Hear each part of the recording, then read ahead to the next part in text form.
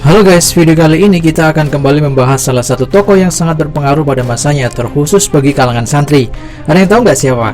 Yaps, beliau adalah Abuya Dimyati. Sebelum melangkah lebih jauh, jadi ulama ini memang terkenal banget guys, terutama mengenai ijazah-ijazah hidib dan zikir yang dipercaya mampu memberikan karomah kepada seorang manusia, atau dalam bahasa kita adalah kesaktian yang tentunya atas izin dari Tuhan.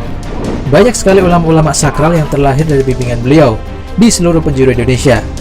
Salah satunya adalah Abuya Muhtadi yang merupakan anak dan sekaligus saksi dari karisma seorang Abuya Dimyati. Beliau dibekali oleh ayahnya berupa Hidib Nasor yang merupakan karya dari Wali Kutub Syekh Abi Hasan Asyadzili sebagai seorang kiblat atau panutan tarekat Syadziliyah. Hidib terkenal ini berfaedah untuk menangkal serangan dari seseorang yang merasa dengki dengan segala pencapaian orang lain. Nah, bagi kalian yang ingin mengamalkan Hidib Nasor, diharuskan membaca Hasbunallah wa ni'mal wakil sebanyak 450 kali setiap pagi dan sore. Kemudian baru membaca hidibnya. Hidib ini cukup panjang dan biasanya sudah berbentuk buku yang bisa diperoleh di toko kitab tertentu. Dan oke guys, sekarang kita akan mengenal lebih jauh ulama kebanggaan di Indonesia, yaitu Abuya Dimyati.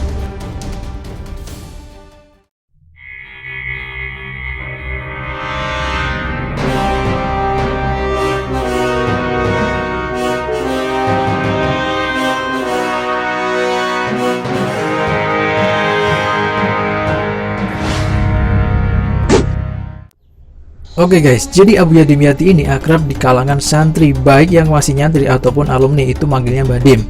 Nama asli beliau adalah Kiai Haji Muhammad Dimyati bin Muhammad Amin Al-Bantani, yang menandakan bahwa beliau ini memang dari Banten. Jadi Banten juga terkenal dengan ilmu-ilmu spiritual seperti pesantren di Mbah Dim ini.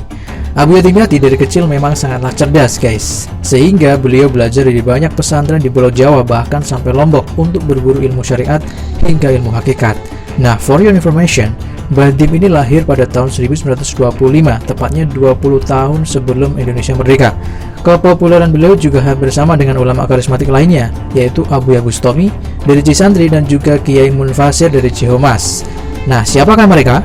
Ikuti video kami selanjutnya ya guys, karena akan ada banyak tokoh mengerikan di seluruh dunia. Oke, kita kembali ke Mbah Dim yang mempunyai karisma luar biasa di mata para santri di seluruh Indonesia. Jadi para peziarah yang berasal dari berbagai penjuru khususnya di Jawa, baik itu dari Malang, Solo, Yogyakarta, dan lain sebagainya, selalu mampir ke kediaman Abuya Dimyati jika seusai melaksanakan ziarah di daerah Banten.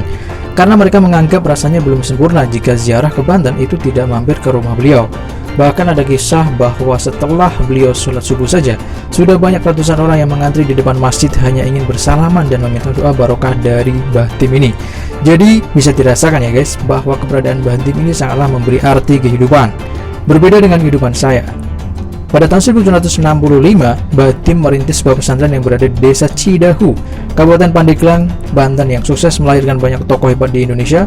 Salah satunya adalah Habib Hasan bin Ja'far As-Segaf yang sekarang memimpin Majelis Nurul Mustafa di Jakarta.